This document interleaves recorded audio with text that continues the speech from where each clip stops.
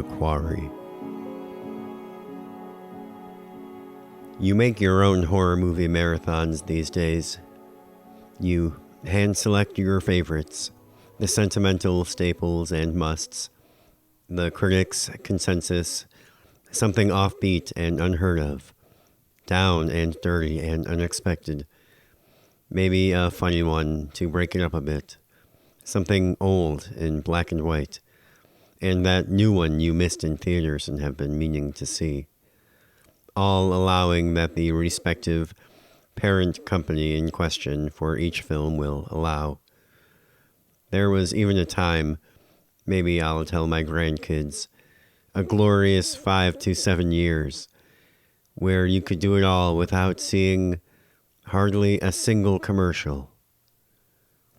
I don't know if there's anything left in America that can be done without encountering at least a couple of ads.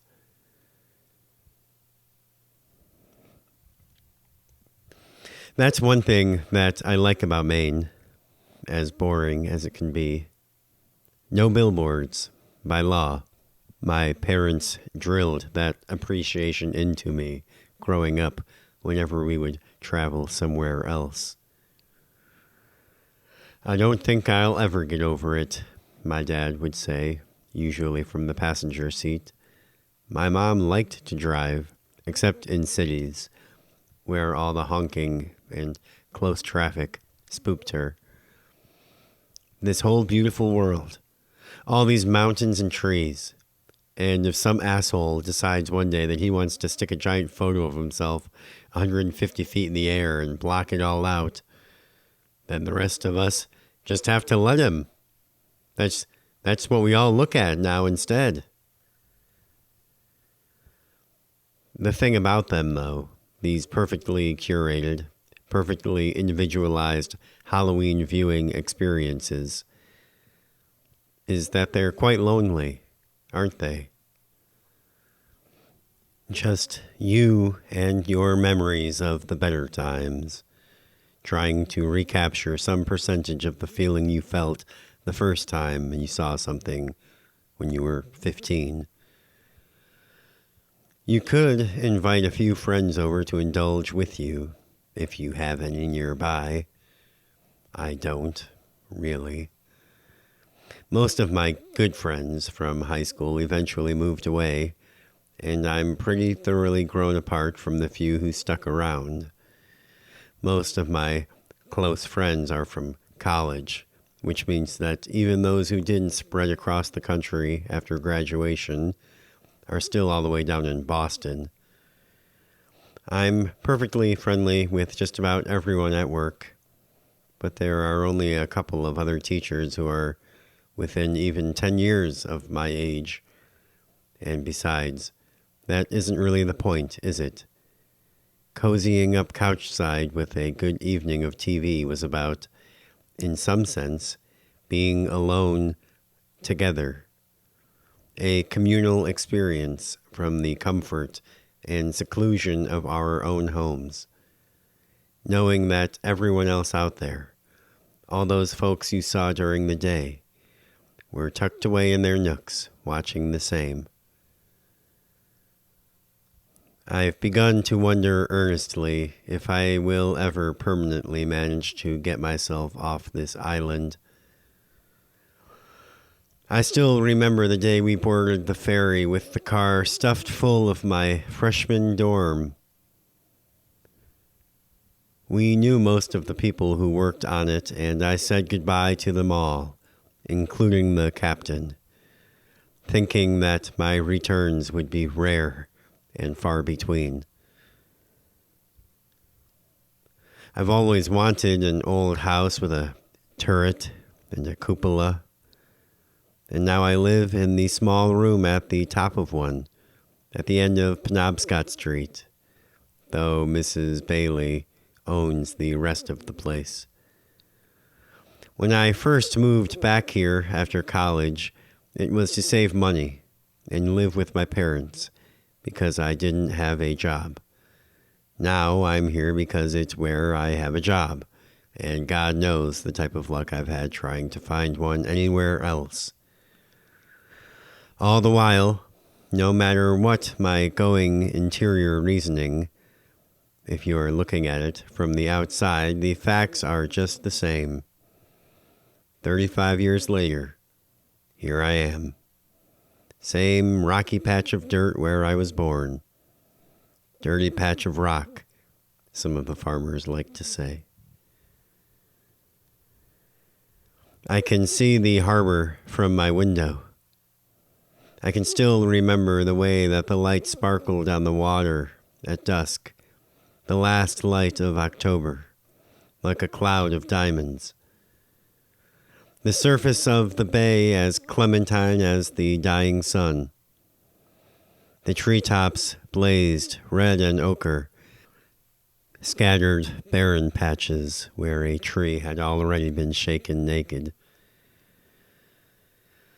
There's something about walking out of school on a Friday Halloween, the kids running around in their costumes, that bright 3:30 sun, a feeling in my chest that I wanted to hang on to. But night was coming, and then it would be November. The last leaves left clinging would depart, and the air would lose that electric crackle, and it would feel 10 to 15 degrees colder, no matter what the thermometer said. I could hear kids' laughter going by on the sidewalk below. I muted the television, nudged open the window. The air was as cool and crisp as a bite of a fresh apple, and the breeze carried a chill that made my heart beat faster. They were already predicting snow for the following week. On the TV, Dr. Frankenstein's monster's new beau was silently shrieking. Suddenly, my cozy little room felt cramped and confining. I wanted to be out of doors, in the leaf smoke twilight, filling my lungs. Suddenly, sitting still was intolerable. The old house felt so heavy around me, like a mausoleum, the thick carpet dust filling my mouth. The books on the shelves threatened to all fall out at once and bury me. I grabbed my jacket. I stepped lightly on the plush runner, going by Mrs. Bailey's room, knew where to put my feet to avoid sounding the old floorboards. It wasn't like I had a curfew, of course, but she would stop me and talk to me for 20 minutes and ask a whole bunch of questions about where I was going and what I was doing, and I wouldn't even know what to tell her. I guided the front door shut softly behind me and avoided the creaky step on my way down off the porch and into the sunlight. The air, the atmosphere. There was something alive. I could almost taste it. It prickled across the back of my neck and made my arm hairs stand on end, like I was 9 years old and trick-or-treating again. Shriveled leaves skittered across the concrete, dried to a crisp, coffee-colored and curled inward, the way some old people's spines seem to contract in their last years and force them forward into a permanent right-angled hunch, as if the devil had one hand on their back and the other around their waist. A handful of kids in full costume came screaming, sneakers scuffing and giggling down the opposite side of the street. It was all as if Jeremy Cooper had never happened. He was in my 9th grade history class. Well, he was on the roster, at least. He had a desk waiting for him. Then one morning, a week before the first day of school, his parents walked into his bedroom and found it empty. And he hadn't been seen since. It's the sort of thing that tends to cast a long pall. especially in a community of 4,000 people. I made my way toward town and the setting sun. A steaming thunderstorm a few days prior dropped a carpet of golden leaves over everyone's lawn and opened bald patches in the elms and maples, and now the sky seemed bigger and closer than ever, all suffused with that late autumn slate. My feet were swift and light, like the wind was carrying me along. There were dozens of geese moving in broken arrows far overhead. I could have done laps around the island. As I approached downtown, I began to hear the murmur, like it was 4th of July fireworks or a Friday night football game. Mayor Ramos's big first annual harvest celebration. He really insisted on hitting that first annual every time, and most people snickered behind his back. First and only, they'd say. The election was on Tuesday, and he was underwater in the polls. It wasn't entirely his fault. Folks weren't doing so hot anywhere, as far as I could tell. Everyone everywhere was feeling kind of antsy and restless and discontented, at least from where I was sitting. He just happened to be sitting in the big seat when the chips fell how they did, and now it looked like he was going to get tipped out of it. People questioned the choice to spend so much of the remaining and already depleted budget on a big carnival, and at first I was right there with them, to tell you the truth. But I thought about it some more, and in the end I thought, would it have been nice to have the roads repaved, especially that big pothole at the corner of Judkins and School Streets everyone knows by name? Of course. But they've almost all of them probably got at least one more winter left in them before things get too dire. And it's not like anyone should be zooming around these narrow, windy roads at that high rate of a speed anyways. That's how Tom, Dolores, and Frank died. That was a real bad one, 7 years prior. 3 teenagers, 3 high school kids, drove out of town one night in Tommy's sputtering little 2-door and never came back. But at least you knew what happened to them. A tree or a windshield.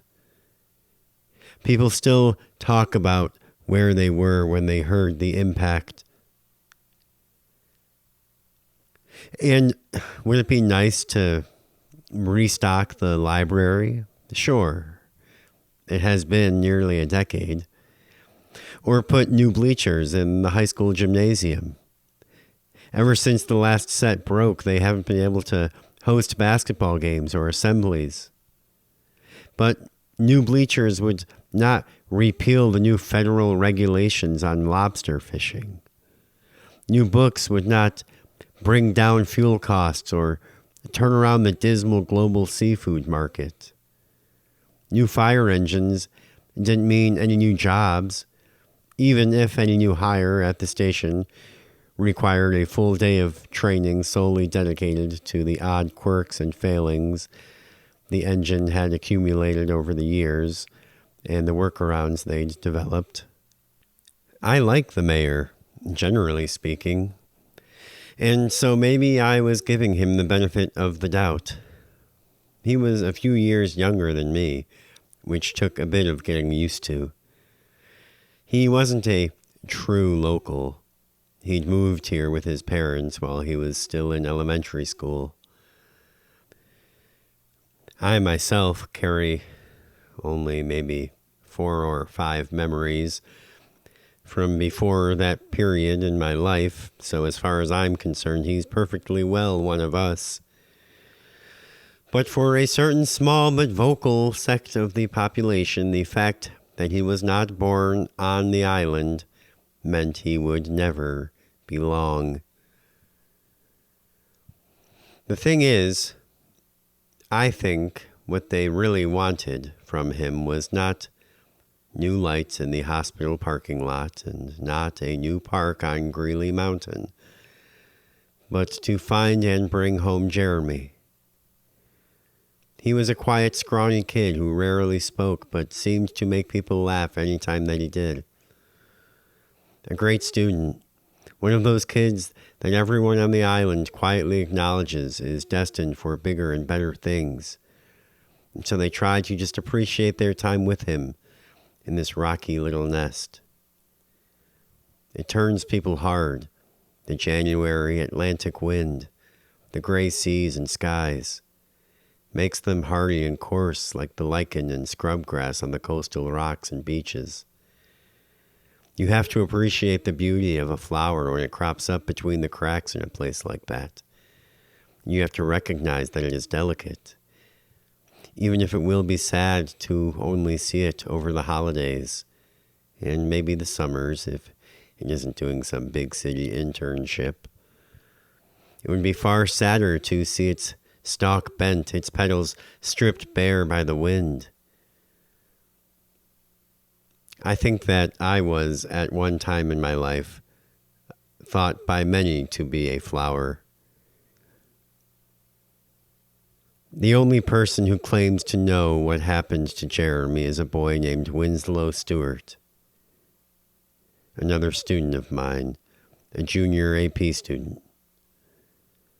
One of those 16-year-olds who can see adulthood looming on the horizon and become nostalgic for their own childhood, paradoxically making himself seem even older than me in spirit.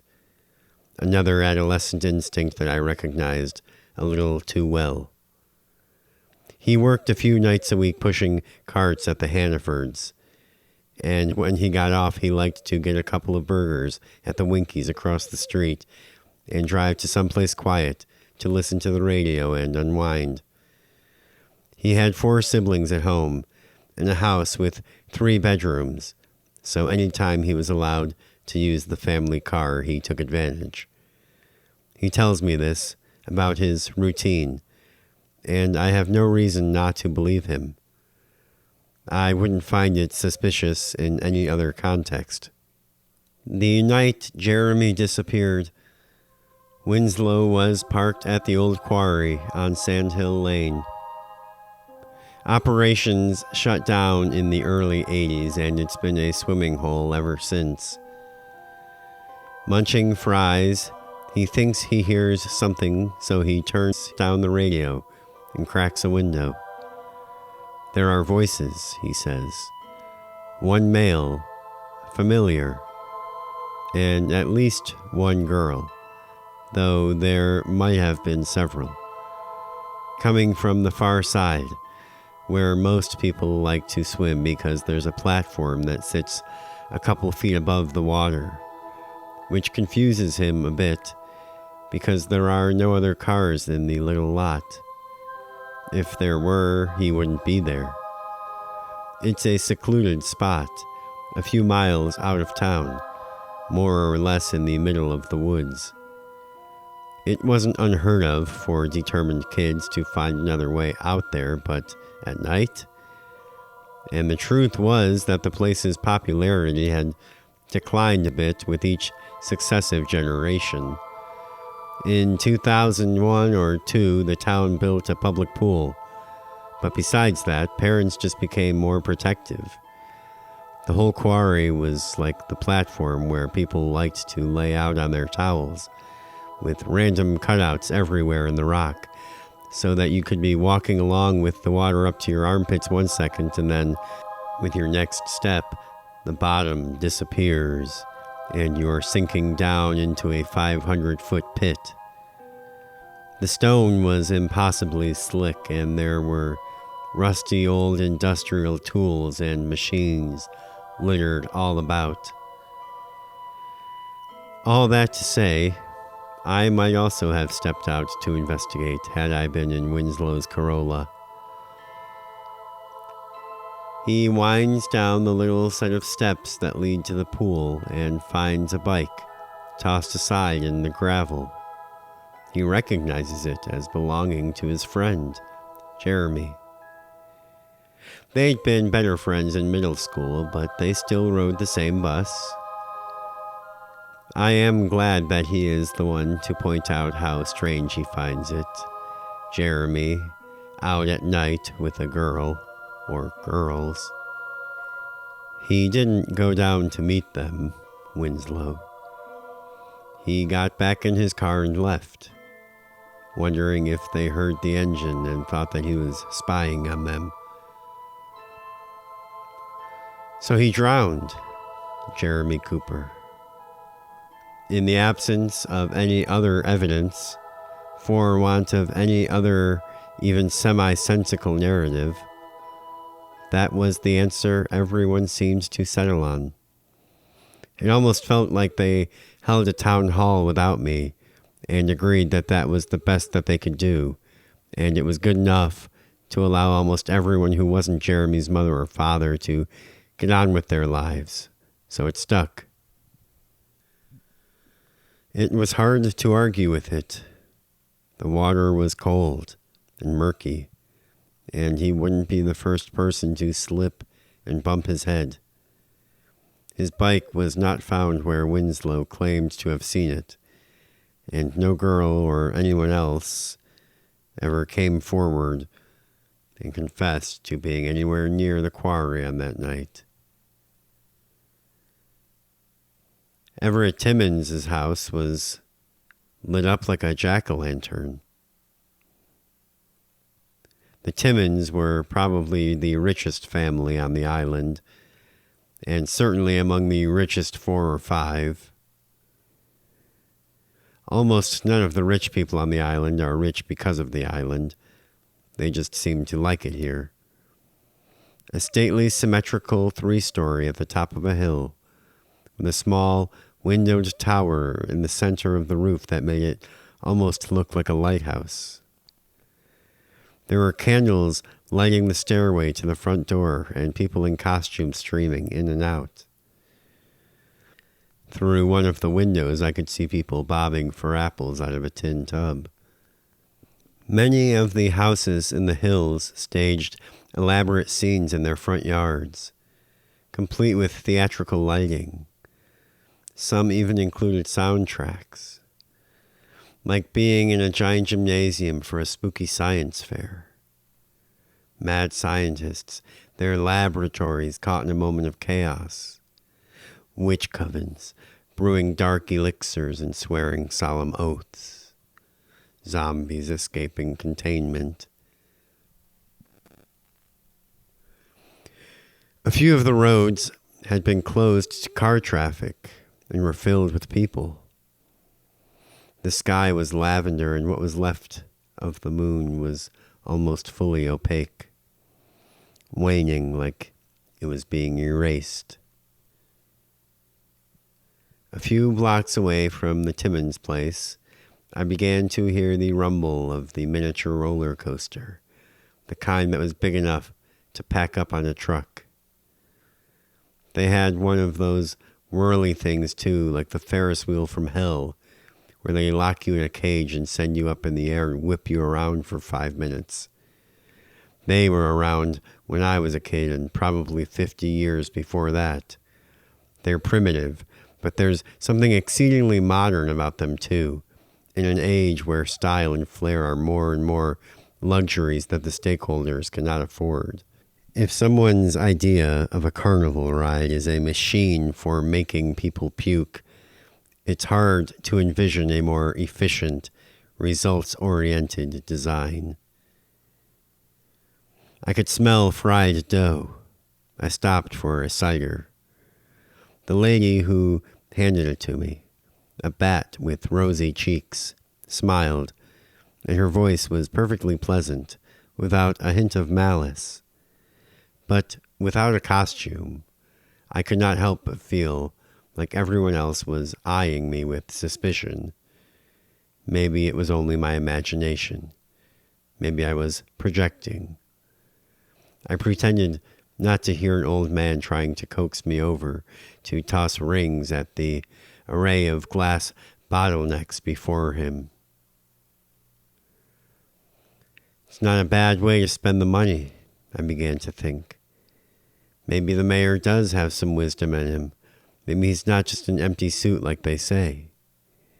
If it can make people happy for a few hours, that has to count for something, right?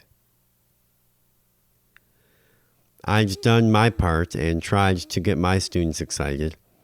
I told them about how important festivals were in the pagan times, and explained that a great many days every year were dedicated to festivals, even in Christian medieval Europe. I painted them a world of bonfires and untamed haunted woods, before science and electricity, where fairies and ghosts walked beside you on the road from one town to the next.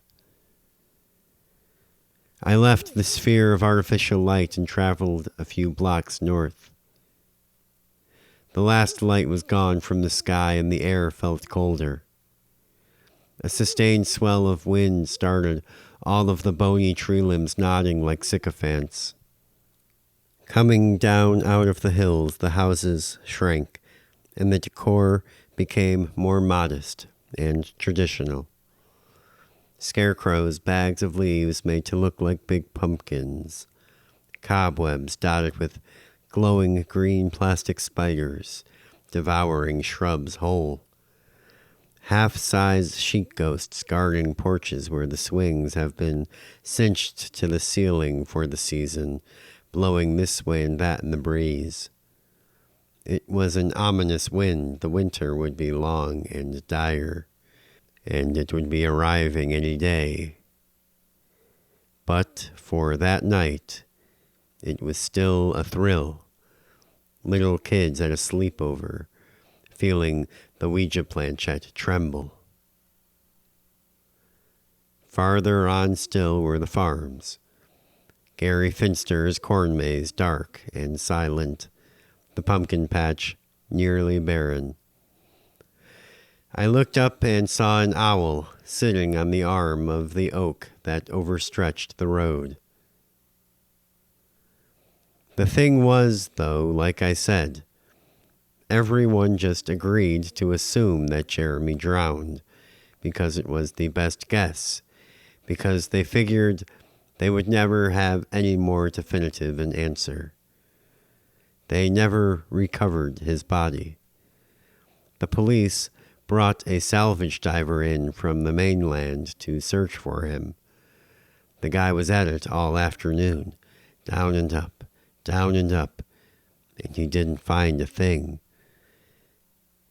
He apologized and said that he did his best, though he didn't make it to the bottom, of course. He said it almost like it went without saying. As far as I'm aware, nobody has ever been to the bottom, not since it filled up with water. I wouldn't be surprised if it would constitute some kind of record. The police apologized to the family and told them that they'd call if any leads came in. That wasn't enough for Jeremy's dad, who no longer lived on the island and was no longer married to Jeremy's mom, who'd been born on the island. Though she begged him not to, he pulled whatever strings needed pulling. Being a very wealthy and influential man on the mainland, these were all well within his reach, and demanded that the quarry be drained. The project took several weeks to complete, and was certainly not in the budget, whether the harvest was celebrated or merely observed. What annoyed everyone the most was that he could never even be bothered to catch a ferry and visit the island once during the whole ordeal. When it was all said and done, they never found any trace of a body. But his bike was resting on a shelf some 200 feet down. The streetlights were on. Most of the parents and little kids were gone, and the streets were overrun by packs of preteens. There was a formless but very real, very potent energy swirling, brewing in the teeming hordes of pop stars and teen wolves, magicians and corpses, dinosaurs and ball players. They all seemed to feel it too, from what I could observe. I realized that, in my aimlessness, I'd unwittingly allowed myself to be caught up in this current, whatever it was, and it was the mass of trick-or-treaters who were dictating which streets I turned onto, and which I did not. Just as well, I supposed, after 2 or 3 seconds of knee-jerk anxiety. That was why I was out here, wasn't it? I was sick of being alone. I wanted to be out here where the energy was, where things were happening. I tried to melt into the momentum of the crowd, but the fact that I was by myself marked me as an odd specimen. Maybe I was projecting again. We were headed back in the direction of downtown gradually, a little faster than tectonic plates, a little slower than a car, and seemed to be picking up people as we went, like a snowball. The mayor was on stage at the band shell, crowning the winner of the costume contest. I think it was a vampire with very flamboyant taste. Maybe I ought to say style, on account of it was not clear what type of people he liked to eat. Per the marquee, I'd missed the jack-o'-lantern carving contest and the pumpkin pie eating contest. If I stuck around, it promised a mummy wrapping contest. There were prominent islanders sprinkled throughout the first half-dozen rows. I even spotted my principal. But the main thrust of the audience seemed to be making for the exits. That elusive energy, the electric crackle in the air, whatever name you might give it, was on the move. Past the theater and the bank and the Seneca Diner, closed going on 5 years now, and down Old High Street with the cobblestones, corn stalks tied to each lamppost. Main Street was mostly lobster souvenirs, antique stores, and art boutiques, or empty storefronts aspiring to be one, and most of those closed after Labor Day. Through the trees, I mistook the clock face on the town hall for the moon. We continued to gather stragglers as we moved past the church and the snaggletooth colonial graveyard, the building that used to be the insurance company, the shack that used to be the pizza shack, and the elementary school. The police didn't try to stop us when we passed the station, and in fact, I'm pretty sure that a few were already amongst our ranks, or maybe those were just costumes. I looked around and was quite sure of it. Everyone else felt it, too. They might have had friends and acquaintances for idle chat, but they were as aware of what was happening as I was, at least on some level, to some degree. Those who betrayed any emotion at all on the subject appeared, almost to a person, giddy. The awareness was maybe only subconscious at first for most. But as we moved farther and farther away from the town center, where the streetlights were fewer and farther in between, conversations either hushed or turned in one way or another. I could tell, without hearing any specific word that was spoken, by the tone and tenor of the buzzing, toward acknowledging our current journey, wherever it might be taking us. Truly, I do not believe one among us knew, or was leading. It was as if some great invisible hand were hovering over us, guiding our steps. It was only when we arrived at the country roads and started winding our way down the empty 2 lanes, through the woods up into the hills, that I thought I knew where we were going. Eventually, by the tone and tenor, others began to arrive at the same notion. The moon was smaller now, and almost directly overhead.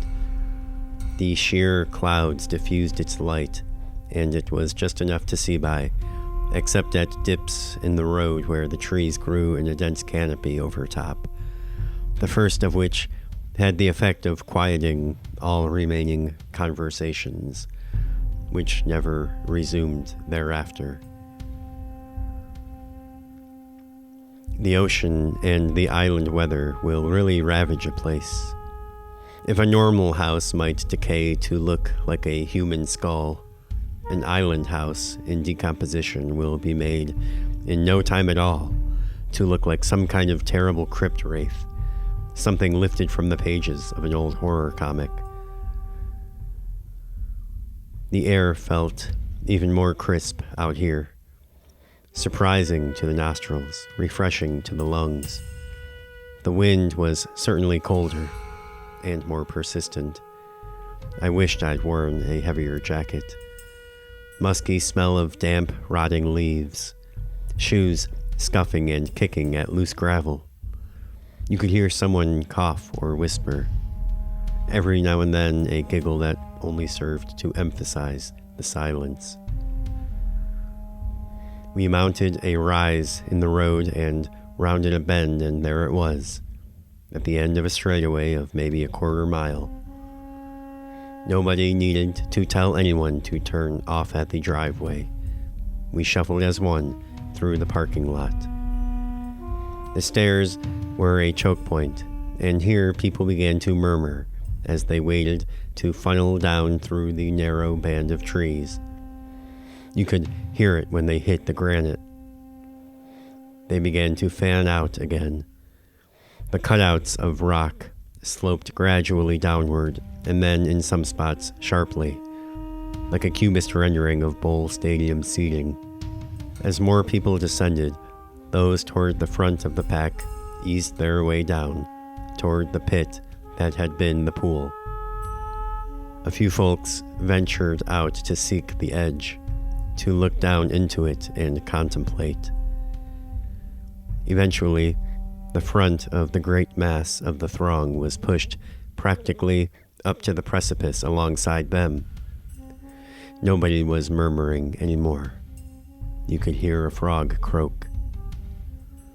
I was standing one level, maybe 6 or 8 feet, above the bottom ring that opened up into the pit. Even if I wanted to go down there, there wasn't any room for me.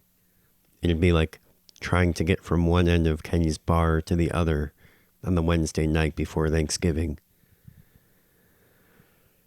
You could follow the attention of the crowd in real time as it redirected toward a spot on the rim where voices were being raised. 2 boys were arguing, and a small pocket had opened around them.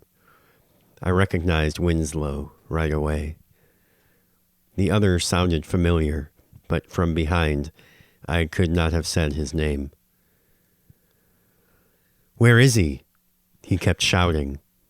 He wasn't waiting for an answer. His voice had the sharp edge of a guard dog's bark. I could see Winslow wincing from where I was standing.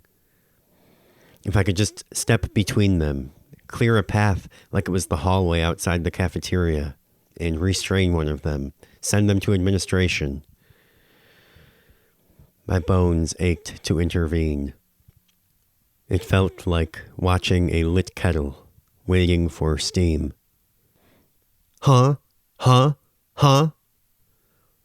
The kid shuffled closer with each incitement, like he was propelled by the volume of his voice. Winslow tried to back up, but there was nowhere to go.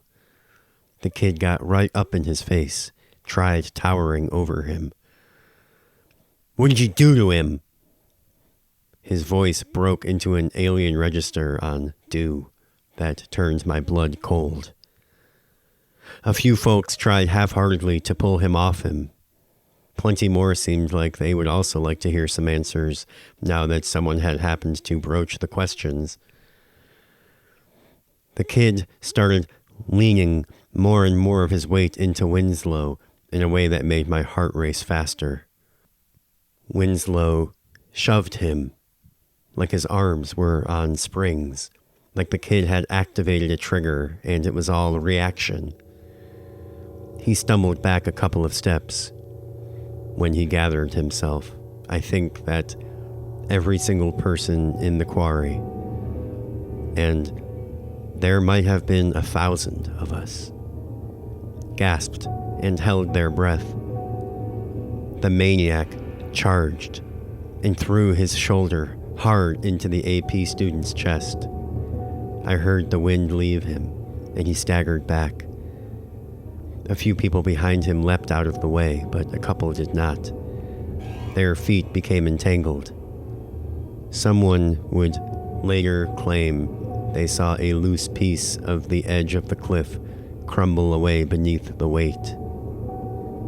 Someone hit the deck. Winslow's arms flailed. Many people gasped and someone screamed.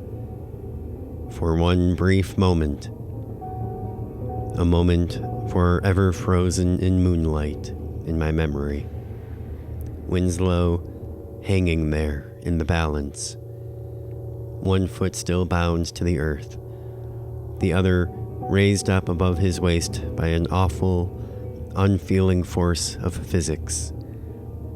It seemed to last for 10 seconds.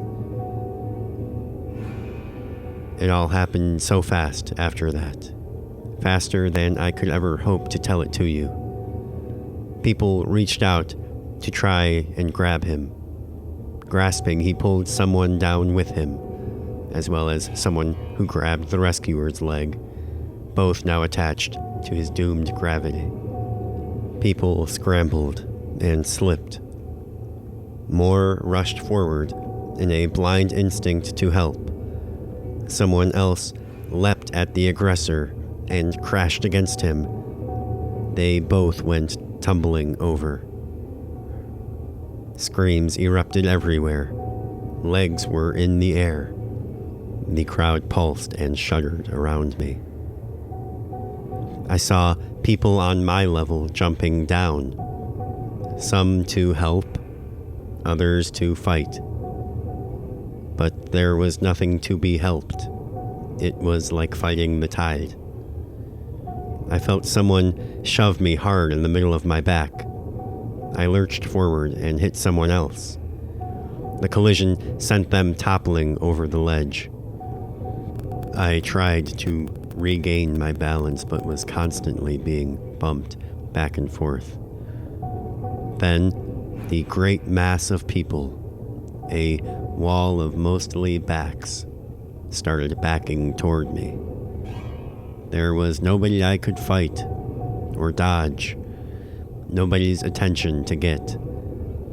I grasped, but there was nothing to hold, and anything I might have gotten my fingers into would have only come down with me.